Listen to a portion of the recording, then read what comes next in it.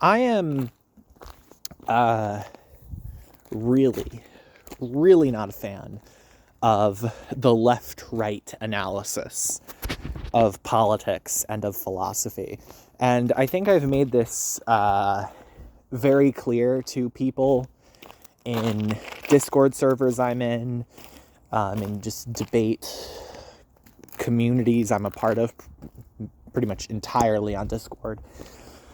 I've made it very clear that, like, I am really, really not a fan of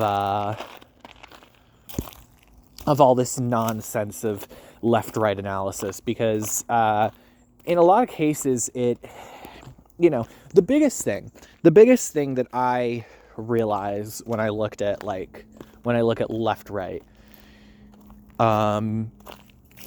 so typically, let me explain this first for the people who are watching this video that don't know what the fuck I'm talking about.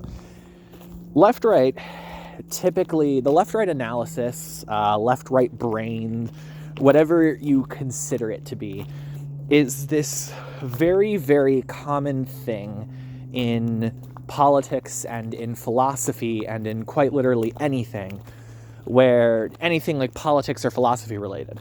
Although it's kind of extended out of that lately.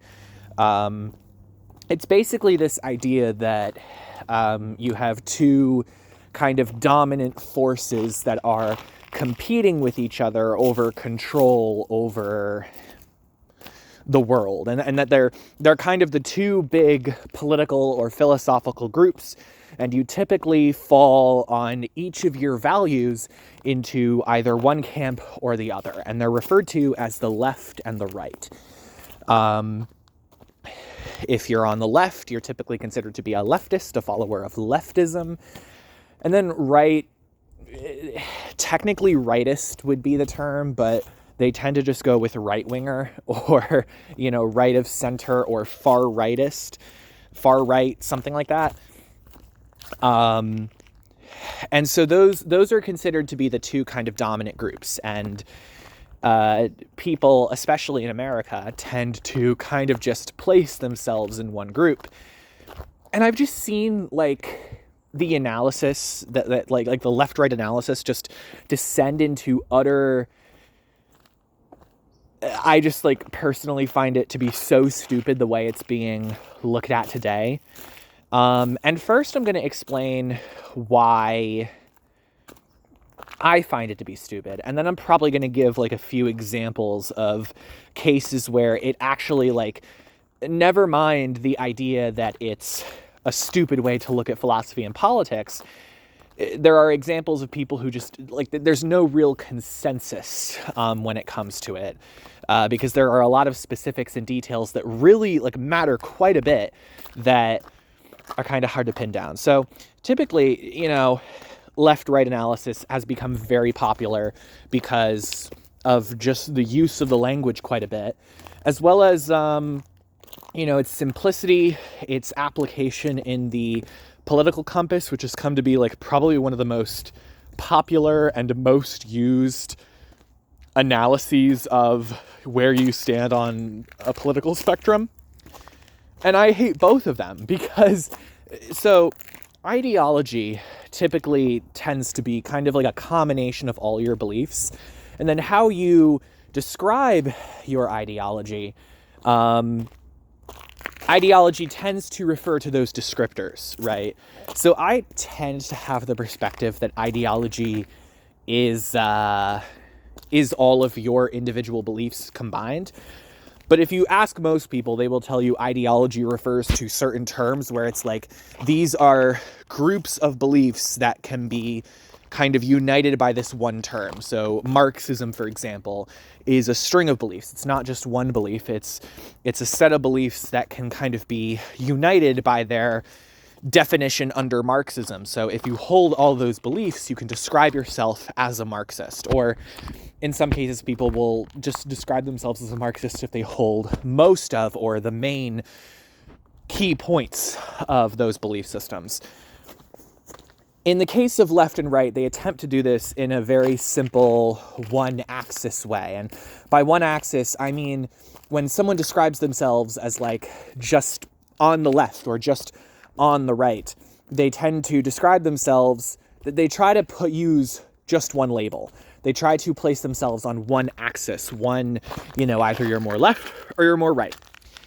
In the case of the political compass, it adds a second axis where you have authoritarian and libertarian, which is basically the notion of how much do you value legalism and law and like order and the government feasibly having like more control over what goes on in society versus like, do you value more the idea of like, liberty and freedom and keeping governance and keeping legalism out of people's lives as much as possible? That's closer to libertarianism. It's a brief overview, but basically, I dislike this because, authoritarianism, libertarianism, it definitely is a huge part of politics, just given it really goes to the root structure of our governance, governance, both, really. But I wouldn't consider it to be worthy of having one axis on a two-axis system. Because if you try to say you can accurately describe someone's politics or philosophy by describing them as an authoritarian or a libertarian and then describing them as left or right for basically everything else, that runs into some issues. And the political compass frames it as your social stance is either more authoritarian or libertarian, and your fiscal stance, as in your stance on economics, your stance on all kinds of money-related things, resource-related things, all that jazz, is either more left or right. But this is also an incorrect framing. This is kind of where the political compass almost trumps the left-right analysis in terms of just how problematic I find it to be. Because the political compass defining your social values as either more libertarian or more authoritarian, and it just doesn't cover like a huge part of social values. You will have people who want to, in an authoritarian way, essentially like homo-nationalism, as much as it is not a popular ideology by any means, it's basically this ideology that says we should have a gay state. We should have a state that enforces homosexuality, enforces people to be gay. That's a version, like that's an idea set that is like, I get tripped up because it might not be homo-nationalism, it might be homo-statism. But either way, you get the idea. There's an ideology out there that basically says everyone has to be gay. We're going to enforce it very strictly. Again, it's not a popular ideology, but it's an example of someone who wants considered to be progressive social values, right? Modern social values in relation to traditional social values, which still tend to value heterosexuality. I mean, Christian conservative social values tend to value heteronormativity. Just because, again, like they see it as, the right way to go about relationships with people. Whatever. That's an example of having like a rather progressive social philosophy, but in an authoritarian manner. And then we already know like that there are examples of people who want to be literally Nazis and want to have very conservative values in terms of like social views, right? There are some people, like an example of, I'll describe it as authoritarian. Really, it's just legalist. People want to legislate, make a policy about abortion. They want the government to say abortion should not be allowed. That's an example of a technically more authoritarian than libertarian stance that kind of supports a more traditional conservative viewpoint, depending on who you ask. I only say this because Christian conservatism tends to have a very, very strong place in the conservative groups in America. it doesn't really have as much of an influence in other countries. There exist those groups, but I think most people in other countries have kind of become accepting of secularism, which is ironic considering we are a country that, like, secularism was one of the big things that our founders stressed. But again, we have had a lot of time to change a lot of things in this country over the centuries. But anyways, to get back on point. So, you have examples where this kind of authoritarian libertarian axis for all viewpoints, it falls apart. It falls apart. And like, if you try to say, oh, well, those people who hold progressive opinions and want to authoritarianistically, if that's a word, legislate them, those people would just be considered to be kind of in the center, would kind of be centrist in that regard. Centrist is like this term that people use to describe people who are just like middle ground with most of the major issues in society. That's a problem too, though, because there are some people that are authoritarian progressives, and then there are some people who are like libertarian conservatives. And under your philosophy, they would both fall into this like same social... You see where I'm getting at? The problem with things like the political compass is that people of like very, very, very different belief systems fall into very similar positions on these things. And it's why trying to make a 2D model that like describes someone's philosophy and has a place on it for everyone is like essentially impossible.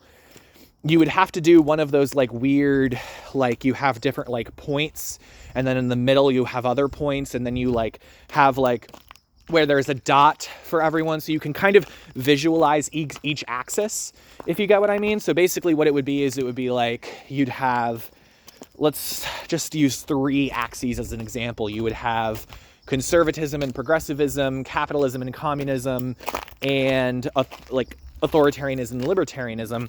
And you would be placed on each axis. At some point, your dot would be placed down, and then it would connect with the other points, and you could essentially... That's one of the few 2D models that I actually think kind of works, because you can theoretically add like tons and tons and tons of of different points on there. The problem is, that those aren't very popular. The most popular ways of describing people's beliefs are very, very simple. And it makes me ironic when people who are like some of the more educated people in society who kind of want to morally grandstand, morally be like moral high grounders over people who are technically less educated. But then the people who are technically less educated are like just much more like the people who are, you can't have a moral high grounder position when it comes to education if when it comes to talking politics you immediately start describing people's beliefs in the most simple way possible.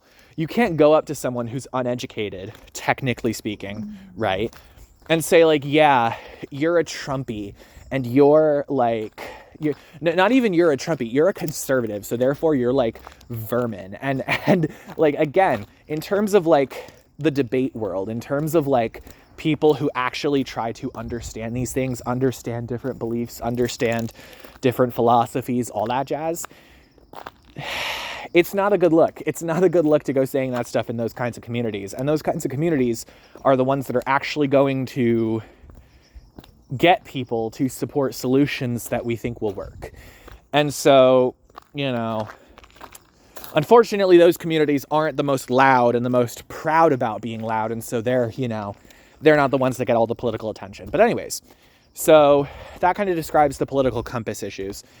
Then you get to just the left-right analysis, and it's kind of the same thing, but even worse, because now you have just one axis instead of two.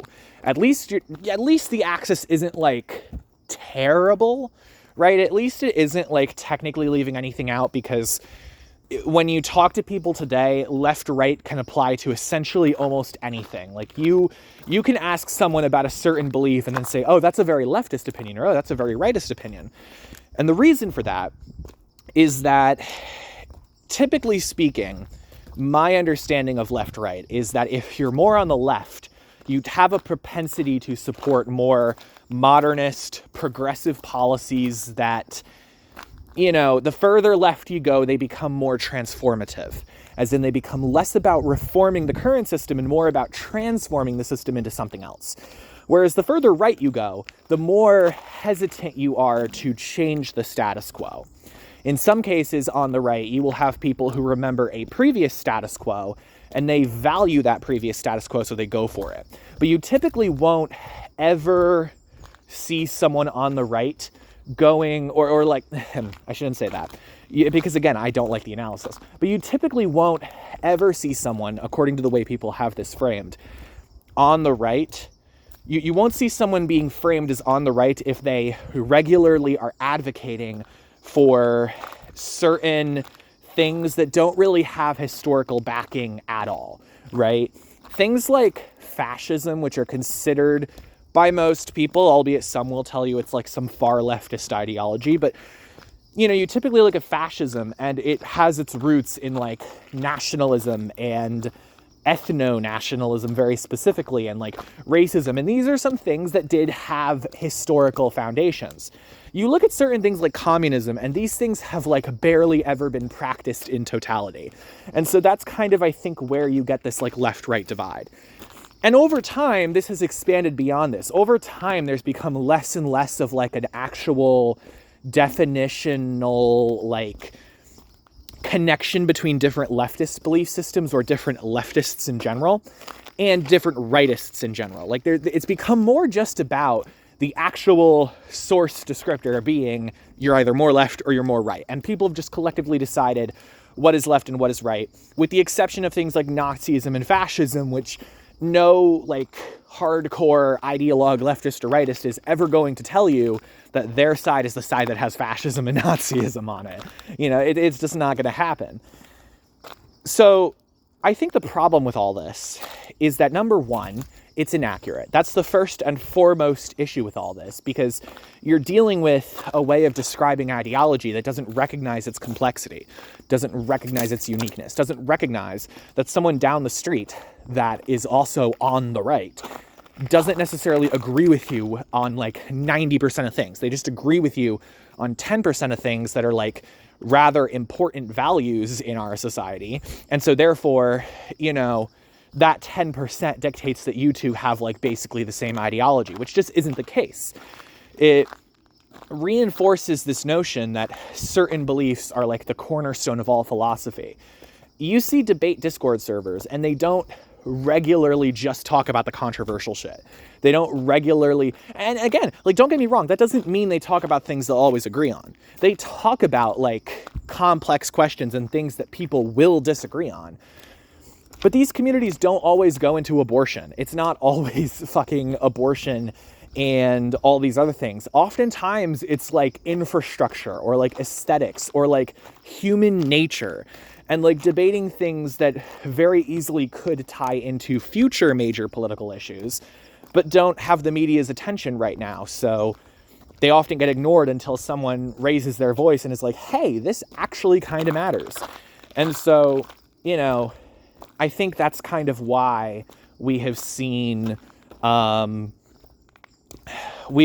an issue with this left-right analysis. So part of it is it really centers certain things like capitalism and communism as being like the end-all be-all as far as where you stand politically. And then, you know, there's the obvious, and that it's tribalist. It's tribalist behavior, going around, you know, saying that like leftists are stupid or people on the right are stupid, right? It doesn't actually it doesn't actually say anything. Like, again, we've already established that this is incredibly inaccurate for describing people's beliefs. But when you describe right-wingers as being idiots, it's like, there's probably like 50,000 right-wingers out there, probably, like, most likely many more, who agree with you on things. In fact, not even, that was a stupid statement. Basically every right-winger out there, with the exception of an extreme minority, you agree on a lot of things with. Because again, no matter who you go out there, you only tend to find yourself being like diametrically opposed to someone because there are only a few things you're talking about. There are only a few debates that you're having, a few debates that are essentially chosen socially by society around you. In the case of America, that tends to be abortion, tends to be Trump. These are things that the people who are more elite politically and financially in our society want, right?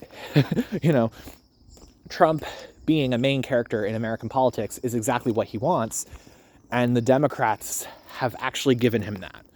And that's kind of part of my, like, really just annoyance lately with the Democratic Party, because it's like, people who support this party, right, but don't just vote for them regularly and tend to prefer them, but like actually genuinely think the Democratic Party is like this blessed, amazing party, right? And offer no criticisms ever to the party without a follow-up, oh, but the Republicans are worse. Anyone who does that, I don't think understands that, like, the Democrats are in some ways, like, at times intention-wise worse than the Republicans, because at least the Republicans are honest with you about who they are. Democrats, in a lot of ways lately, have kind of been playing this Trumpism game. And we know they've been, like, supporting Republicans in primary. Like, look this up. Nancy Pelosi's PAC, Political Action Committee, Super PAC. There were cases where, like, they know Democrats funded far-right Republicans in primaries. They funded the Trumpies. They funded the ultra-conservatives. And, you know, you can argue, well, the Republican Party was going in that direction anyways. Not the point. The Democrats don't oppose that. They want that. They want the Republican Party to become more radical because then they can take this, like, enlightened centrist position and people will have to support them because eventually the Republicans will get so bad.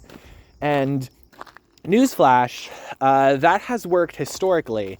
But now people are starting to get fed up with the government, so much so that they're electing Donald Trump twice. And, you know, 2016, you would think, after all of the rhetoric, after all of just everything being pushed against Trump, everything, like, portraying this guy as, like, the Antichrist, right? You would think he would have lost the election, but nope, he won. And then, after January 6th, after tons more stuff, after impeachments, after, you know, really amping up all the election denial stuff, after news anchors fact-checking this shit more than they had ever done before, right? After all of that, once again, the people voted for the guy that they thought was more anti-establishment, more populist. That's effectively what populism is. It's effectively this kind of, like, ideology that really says, like, we don't care about, like, specific things that you advocate for. Just be a people guy. Don't be this, like, establishment as it was, status quo, you know, big top hierarchical guy. Be this person that is there for the people and is more people-minded. And, you know, characters like Barack Obama were supposed to be that, and that's part of why they were so successful. But then they completely dropped the ball. And, you know, after they dropped the ball, the Democrats were like, well, this actually worked out pretty well for us.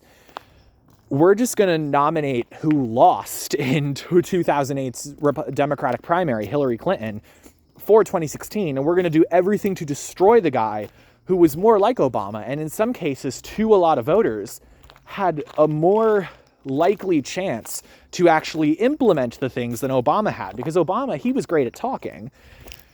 People kind of realized when they got really, like, after his first term in his presidency that he was great at talking, but there was an added thing on there. A lot of the stuff he said, he kind of, like, he kept his promises, but at the same time, like, he kind of, like, didn't. Like, he didn't do everything that people thought he would do. And it wasn't just that, like, he didn't do a lot that people thought he would do. And so, you know, his presidency kind of just ended up being, like, this, like, really irritating thing for people on, like, the socialist, communist, progressive side of things, because they were all like, we had this chance, we had this opportunity, and this guy has totally bombed it for us, you know? And so, Bernie Sanders was kind of like another chance at that. And twice the Democratic Party actively tried to not nominate him, actively tried to stop him, because they figured that having this ideology eventually become prevalent was going to push the party in a direction they didn't think was strategic. But guess what? It is strategic, because now you've had this Biden-Harris administration, which has gone from having one of the most successful turnout campaigns and election campaigns in history, partial thanks to Biden's great ally, COVID-19, which made turnout explode because everybody was like, what the fuck else am I going to do other than vote? Now you have 2024. COVID's gone, or depending on who you ask, it's gone. The pandemic's gone, right? This big freak out, public attention to it is gone. Biden's very unpopular. Regardless of what your economic stats say, people feel poorer. They feel like they can't buy things at the grocery store. They're pissed off. I don't care if you're going to come over to me and be like, well, inflation has actually gone down. No, people don't care. Like their financial situation is bad. They've made that clear to you, and you've just shoved stats in their face, which is one surefire way to piss them off and to make them feel as though you are just out of touch and don't give a fuck about them. And then when, the Democrats finally got the clue that Biden was never going to win re-election, he drops out and they nominate the vice president.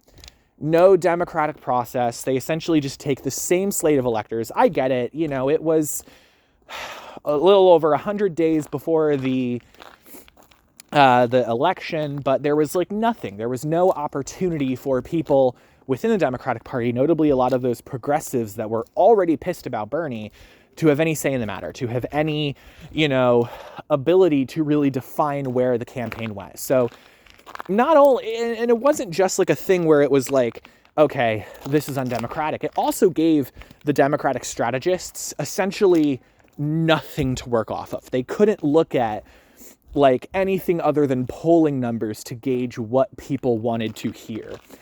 And then they did a terrible job at actively promoting what people wanted to hear. They made, as Shoe on Head says, Tim Walz, this token white guy.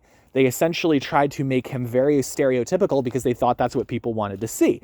No, people wanted to see you look like a person and look like someone that actually cared and whatnot. And the final nail in the coffin was Kamala Harris repeatedly saying throughout the campaign that, there wasn't really anything her campaign was changing in terms of priorities from the Biden campaign. There wasn't really a distinction of change. And people always point to her platform, but guys, most of these things on her platform were already being advocated for.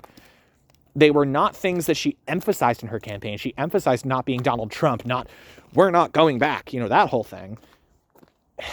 The campaign, people who want to say this was a phenomenal campaign, that this was an amazing, I've already made videos about this, so I'm going to try to wrap up this mini tangent.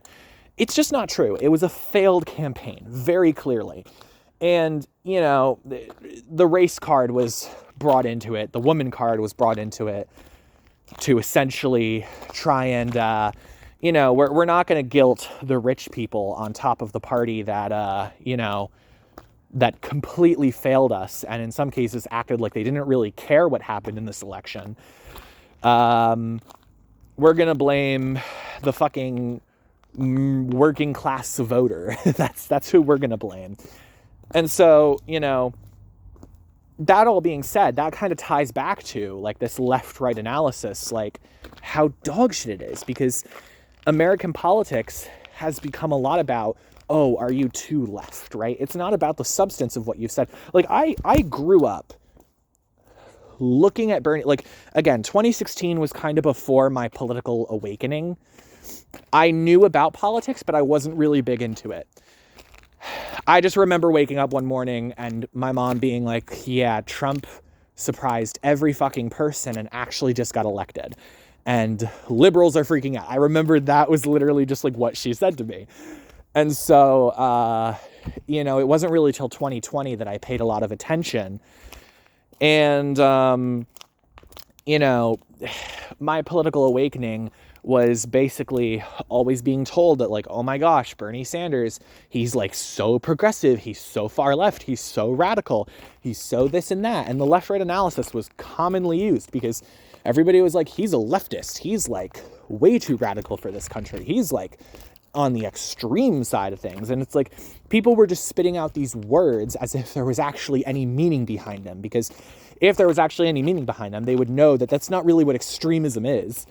I mean, you could argue that it's just being extremely something, but you tend to need certain extreme methods of advocating your beliefs or trying to implement your beliefs to be considered an extremist. Terrorists that like have political motives behind their terrorism tend to also be called extremists.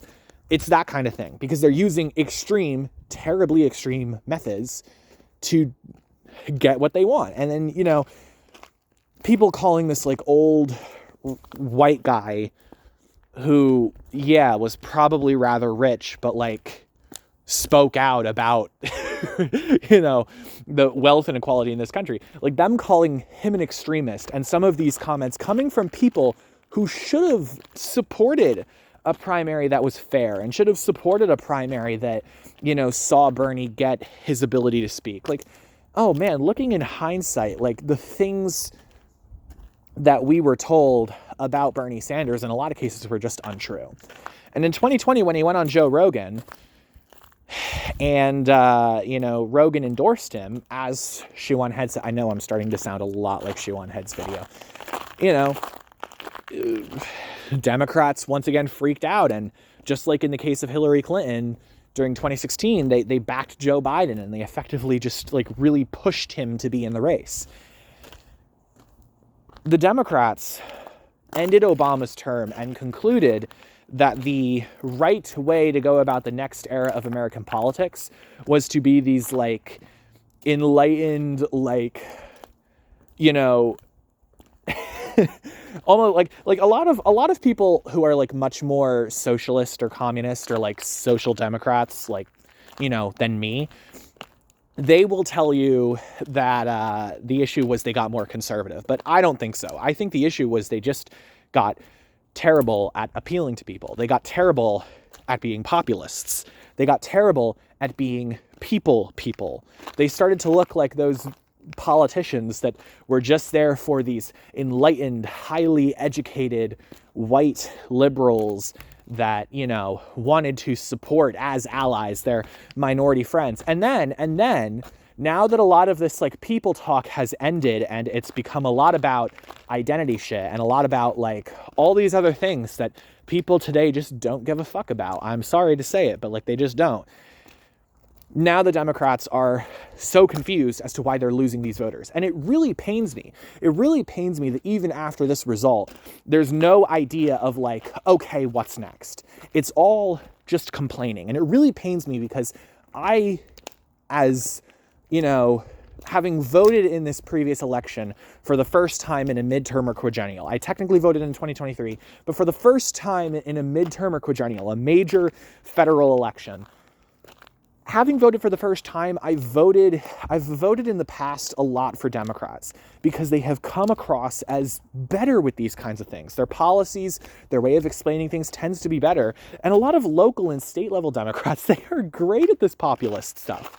You know, you have to challenge them. And oftentimes when you challenge them, it's kind of hard to get like an ideal response out of them in terms of like how willing they are to share like what their perspective is on things instead of just giving you a robotic response.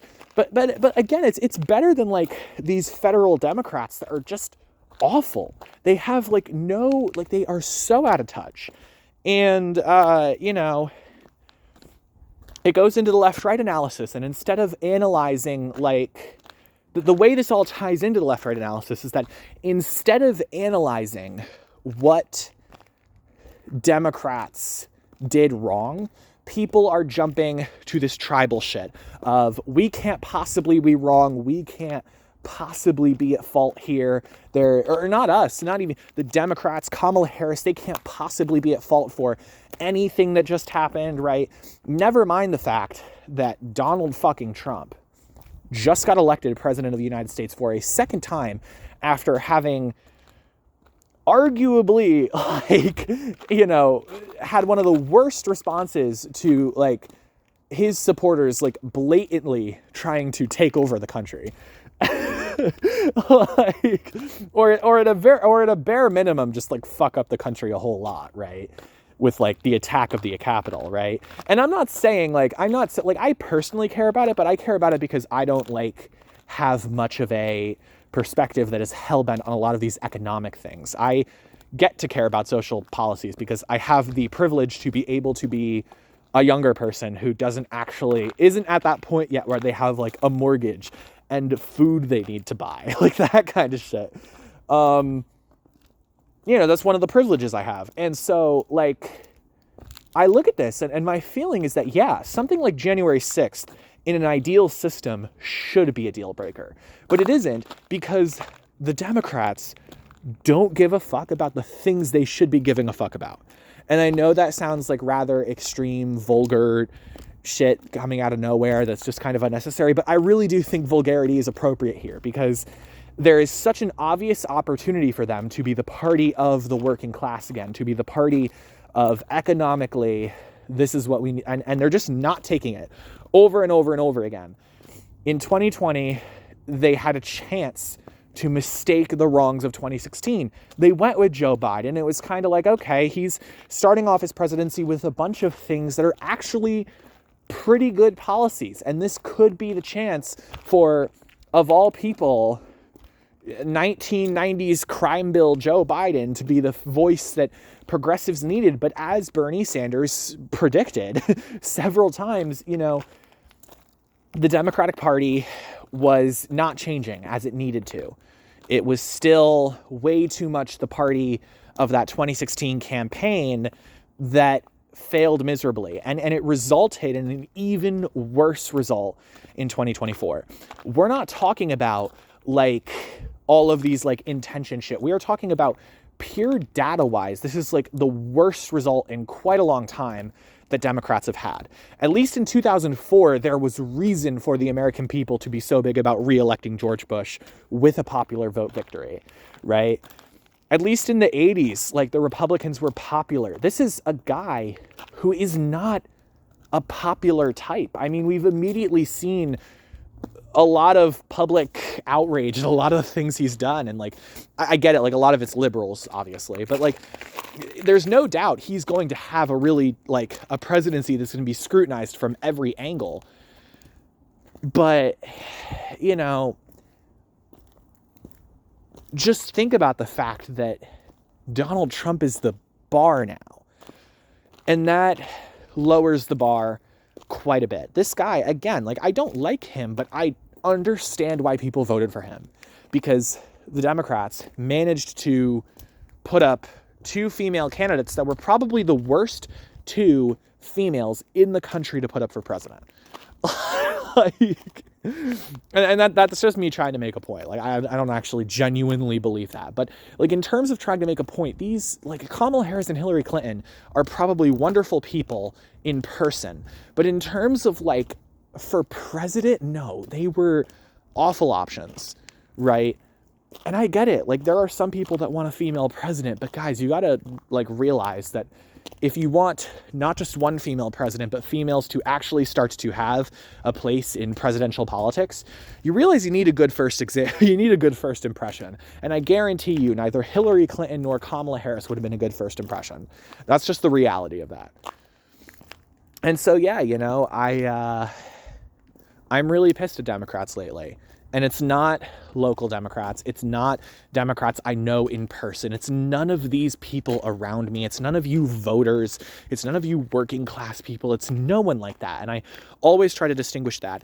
It is the establishment. It's the party heads. It's all the party consultants and all the people that just don't care enough to give the people the opportunity to have candidates that feel more like them, that feel more on top of these kinds of things, right? There are policies in terms of the debates, in terms of the way campaigns are run financially, in terms of the way elections are run, in terms of who wins an election, right?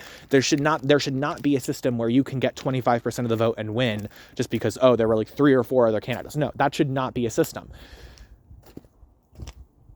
We should have the ability, we should have these like things in consideration because they're central.